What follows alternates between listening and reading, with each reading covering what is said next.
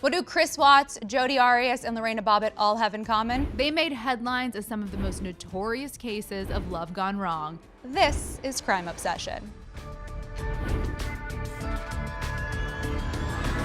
I'm Traci Stumpf, and this is Crime Obsession, your brand new true crime talk show. Every single week, I'm gonna be joined by expert panelists that are gonna come here and help me dive deep into a brand new topic for you, the true fans of true crime. We want you guys to get involved. Join the Facebook group, use the hashtag #MyCrimeObsession. Let me know what you guys are talking about, tweeting about. I wanna know what cases you're tracking, what cases you're following. Please join the conversation. I am so excited about today's episode. We're going to be joined by the legendary Candace DeLong, and also Dr. Kim Chronister is going to be in studio, who's going to come on and talk relationship red flags. You are not going to want to miss this. Let's get this show started with a little segment we like to call Crime Time.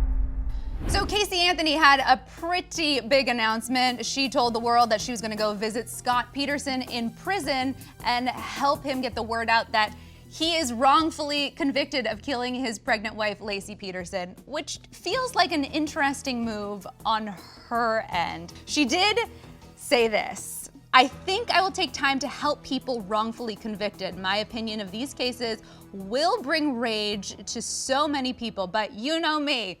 Who gives a?" Great. This is exactly what we need in our life right now, Casey. Next up, we have Conversations with a Killer on Netflix. Now, this is getting a lot of popularity, and it's not for what you think.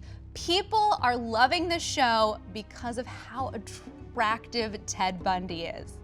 And I do understand that that was part of his hustle. I just don't know if we still need to be talking about his bone structure this many years later. The conversations got so heated that Netflix actually released their own tweet saying, "I've seen a lot of talk about Ted Bundy's alleged hotness and would like to gently remind everyone that there are literally thousands of hot men on the service, almost all of them who are not convicted serial murderers."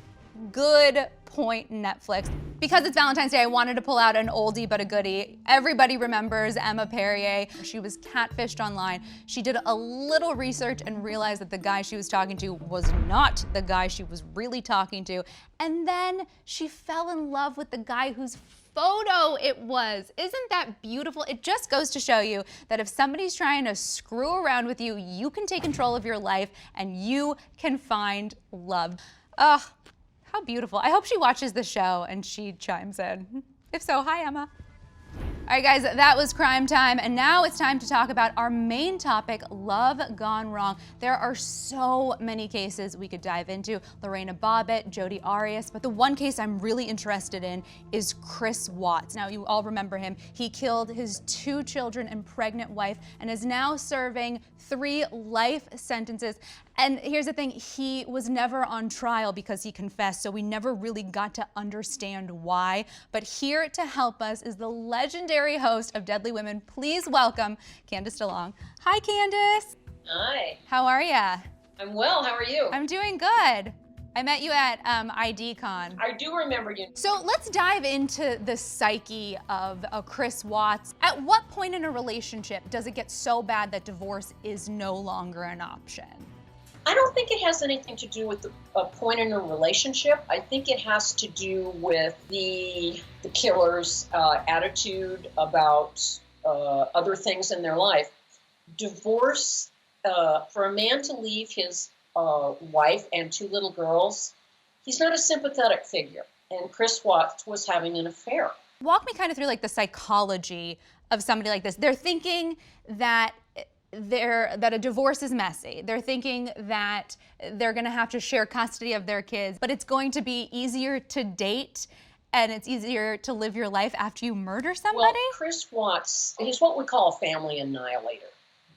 He wanted the whole family gone. And it's almost always a male, by the way.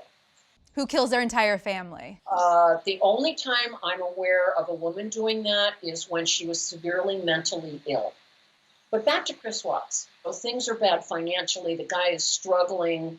He's under a lot of stress. And now the wife is saying she wants a divorce. And he snaps. And he kills his entire family. 80% of the time this happens, he kills himself within either minutes or hours. Now, Chris Watts did not do this. No. Does that make him a unique case? Chris Watts is what I would call a nihilist. He was motivated out of pure, I want to get rid of this, have a new life with no strings attached. And so that's what I'm going to do. That's shocking enough. The more shocking part was no guilt, no remorse. He gave a TV interview that this did not impress me as a man who was worried about coming home late at night and his wife and family were gone. I have been with people and families when someone that they love, a child or a partner, was missing and believed dead. Yeah. And I know how they act. I know how they look. And Chris Watts had none of those characteristics. I hope that she's somewhere safe right now and with the kids. But, I mean, could she just taken off? I don't know. How would you diagnose him? Psychopath, narcissistic psychopath. And a narcissistic psychopath is a really bad combo of character disorders. But if you are a true primary narcissist, you love manipulating people, and lying is no problem because you're smarter than everyone else. Narcissists really believe they are better and smarter and more deserving than anyone else around them. Speaking of narcissist, what's your take on Jodi Arias? Also a narcissist. In fact, I think the definition was written after she was born. She to this day chats with for hours with people contacting her in prison because she likes the attention. She's thriving on it. It's like catnip to her that she's getting attention. That's what a narcissist likes the most, is their image is very important to them and how other people see them. And Jodi is the classic example of bad attention's better than no attention. So you're pretty well known for Deadly Women. You've hosted 1 million episodes of that show. So you understand the psychology of women who kill. What's the difference between men and women? The main difference between men and women when they do commit murder of someone that they know is men tend to be more involved in exhibiting. They will kidnap the victim, whereas women almost never kidnap the victim. They'll just show up and shoot them right between the eyes or something like that, where oftentimes we see a man will kidnap the estranged girlfriend or wife, and her body may never be found, or it's found out in the woods or at the bottom of the lake. Candace DeLong, thank you so much for helping us break down this devastating case. We will all be watching you on Deadly Women all the time. You're welcome. It was my pleasure. Thank you, Candace. Joining us in studio to talk relationship red flags is licensed clinical psychologist and author, Dr. Kim Chronister. Hi, Kim. Hi, so good to be here. So good to have you. Thank you so much. Super interesting what Candace was talking about, right? Fascinating. Okay, so you know all things relationship. That is my niche. Yeah, we hear this a lot, right? With all these cases like Jodi Arias and Lorena Bobbitt and like even Chris Watts. What's a takeaway red flag that our viewers can watch this and learn from? Well, big red flag is they're moving too fast. Another red flag is they're isolating you. Another red flag is they're asking you to divulge all of your secrets, but they're not necessarily giving you the secrets back. They're selective about what they're sharing with you, and they want you to share. They want you to be the only one. As we know, they isolate you. Right. As soon as a narcissist gets a hold of you, they're going to strip all of your passions, your purpose away so that you are the only focus. And they do that by just tearing your confidence down, building it up to tear it down. Yeah, in fact, at night, they'll even call you so that you are a little bit broken down, you're more fatigued. That way their message gets in quicker. They're gonna spend more time building rapport. They're gonna get you on the phone more. Why? Because they know that so many hours is gonna make you more bonded to them. So at what point in a relationship, like what's the time frame when that is not natural? Like a weekend, 2 weeks? They will do it within a week. A week? They will do it within a week, absolutely. That's so terrifying. The faster, the more pathological. So out of some of these cases of love gone wrong, what's one that sticks out to you? Lorena Bobbitt, for instance, you know, it was the first time that we really shed light on marital rape. John was coercively controlling. Yeah, and he was holding a green card over her head. Like he was like, you can't be a citizen unless you stay with, like, it's just awful. And that was her dream. She Right. idealized the American lifestyle. So he craved that, though. He loved the fact that he had that power over her. He was going to dictate whether or not she had the American dream, and the more control he felt, the more secure he felt. Right. One more question for you. What is the craziest case you've seen? I actually did a psych evaluation a couple of years back Yeah. on a person who had borderline personality disorder, but not all people with borderline personality disorder are psychopaths. So Right. this person actually was a psychopath and borderline. And you're alone with this person in your I'm office? alone. So Girl. actually what happened was I asked the birthday. It was 6663, not June 6, 1963. Were you terrified? I was terrified. What was your reaction? You have to feel some empathy. So if you bring that empathy into the room, you say, you know what, this is coming from somewhere. Either it's genetic, their autonomic nervous system is different than ours if they're psychopaths. Right. So that's not their fault. And if they had trauma early on, that part we have to have some empathy for. Of course, that doesn't excuse their crimes, but it makes it a little bit easier to be in the room with them. Dr. Kim, thank you so much for being here. I genuinely appreciate all your insight and all of your relationship red flags. Now it's time to have a little bit of fun and let you guys play along at home. So we are going to play a little game.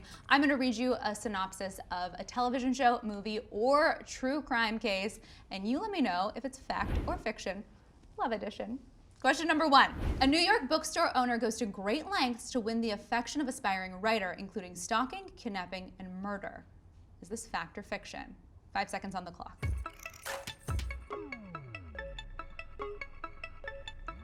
Time's up. This is fiction. This is the plot of the new Netflix show You, which if you haven't seen it, I highly recommend it. Next synopsis. A North Carolina man is suspected of murdering his wife by drowning her in a bathtub, but police don't have enough evidence to arrest him.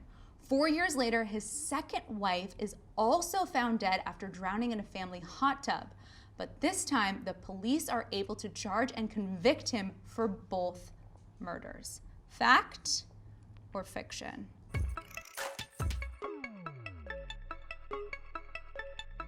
All right, time's up. This, my friends, is fact. This is the story of Tim Bukowski, who murdered his wife in North Carolina, then moved to Pittsburgh, remarried, killed his second wife on the 4-year anniversary of his first wife's death.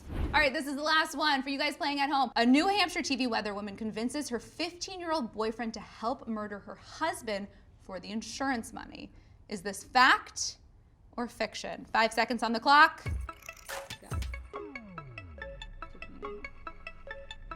Trick question. This is actually fact and fiction. This is the plot of To Die For, a 1995 movie starring Nicole Kidman and Matt Dillon that was based on the true story of Pamela Smart. She was a heavy metal loving 22-year-old woman who convinced her 15-year-old boyfriend to kill her husband. Now, she's in prison and maintains her innocence. I haven't seen the movie, but I have seen the recent special on ID about Pamela Smart. It's crazy. Thank you so much for hanging out with us. Don't forget, this is a show for you. Join the conversation, join the Facebook group, use the hashtag #MyCrimeObsession. This has been Crime Obsession, your true crime talk show. I'm Traci Stumpf. Stay safe and we'll see you next time.